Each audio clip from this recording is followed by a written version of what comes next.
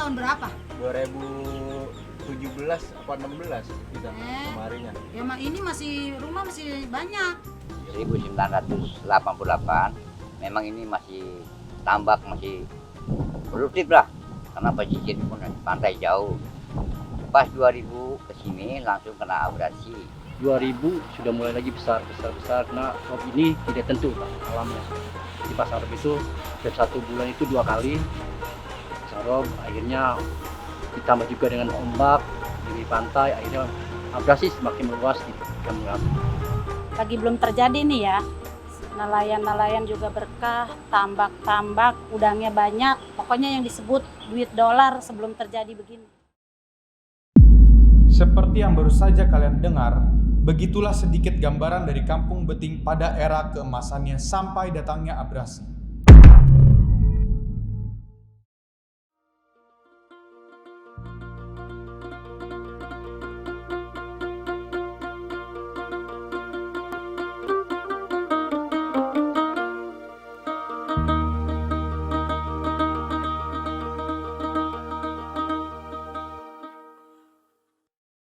Apabila berbicara tentang ujung Bekasi, pasti yang terlintas di otak Anda adalah Pondok Gede, Cibubur, dan Tambun. Jarang sekali yang terpikirkan suatu wilayah yang bernama Kampung Beting. Hal tersebut mungkin sangat bisa diwajarkan, mengingat tempat ini merupakan daerah yang tertinggal dan ditambah fenomena abrasi yang sudah terjadi selama puluhan tahun. Kampung Beting, Desa Pantai Bahagia, Kecamatan Muara Gembong, Bekasi Utara. Meski memiliki pantai, tidak membuat Kampung Beting atau Kampung Dolar menjadi tujuan destinasi wisata favorit. Ironisnya, kampung yang terkena abrasi itu justru luput dari perhatian pemerintah. Hal tersebut dapat dilihat dari tempat tinggal yang kurang layak, jalan yang bentuknya sudah tidak karuan, sanitasi yang buruk, dan ekonomi masyarakatnya yang memprihatinkan. Unaini merupakan warga Kampung Beting yang memiliki resiko paling besar terkena abrasi. Bagaimana tidak, tempat tinggalnya yang berada paling dekat dengan hilir Sungai Citarum membuat ia harus selalu waspada terhadap bencana abrasi. Soalnya kalau saya pindah itu kan prosesnya banyak lagi, pengeluaran dana ke satu. Keduanya lagi juga tempat kan kudu pakai biaya. Ini boro-boro kita buat pindah. Buat makan sehari-hari aja yang namanya nelayan tuh kadang-kadang dapat, kadang-kadang kagak. Pengen pindah sih, cuman dari ekonominya habis bagaimana kita? Ya kita pasrah aja sama Yang Maha Kuasa. Allah kan udah ngasih rezeki seseorang. Cuman kalau ibarat kurang memang kurang.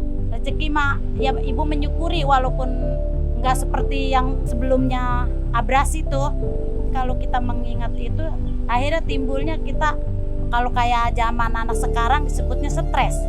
Bagaimana nggak stres? Contoh ya, sebelumnya abrasi, kalau pagi ibu milih udang dari tambak, paling kecil minimal 300.000 dari tahun 94 itu udah berkah. Nah setelah abrasi begini, usaha di laut, kadang-kadang dapat, kadang-kadang kagak. Kalau lagi dapat, ya dapat. Kalau lagi enggak, kosongnya minimal 1 minggu. Itu kalau yang suka nendo aja, ibarat nendo. Kalau kata orang sini utang, itu. Kalau udah dapat dari laut baru dibayarin. Boro-boro kita buat banda, asal cukup makan aja udah bersyukur sama Yang Maha Kuasa gitu. Sebelumnya abrasi, kampung kami ini adalah disebut Kampung Dolar. Mengapa disebut Kampung Dolar?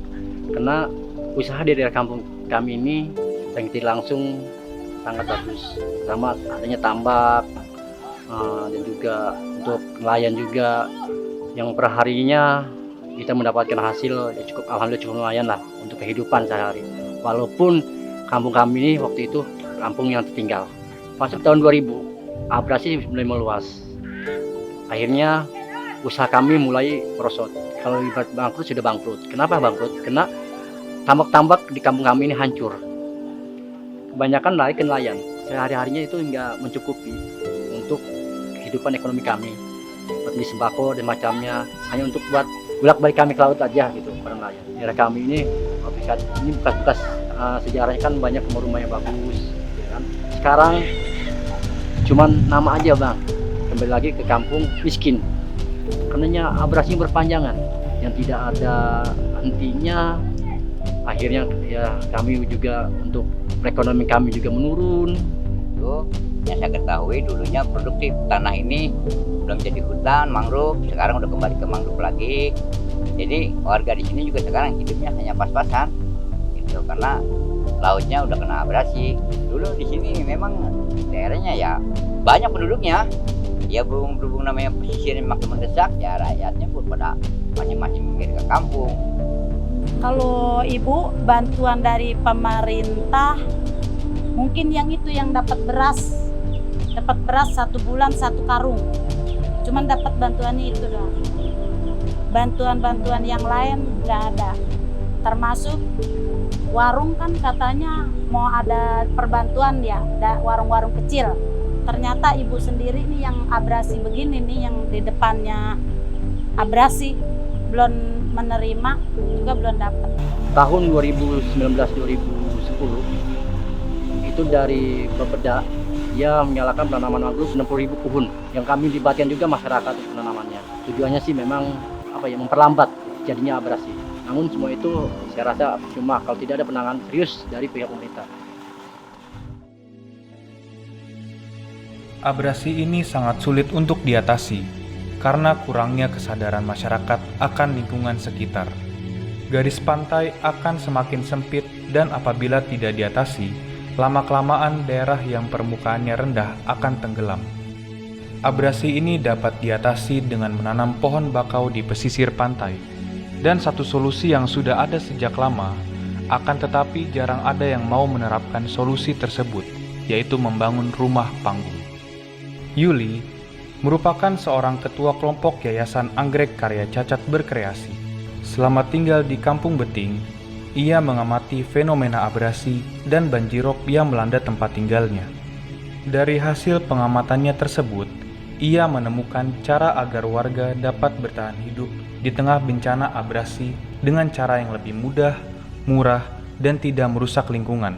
Kalau pengamatan saya selama di Kampung Beting, ternyata belajar dari aerob yang datang dan belajar bagaimana cara membangun rumah di Kampung Beting, ternyata menjadi salah satu permasalahan yang bisa membuat abrasi itu teratasi. Ternyata pohon mangrove itu juga mengajarkan bagaimana kita mengatasi abrasi.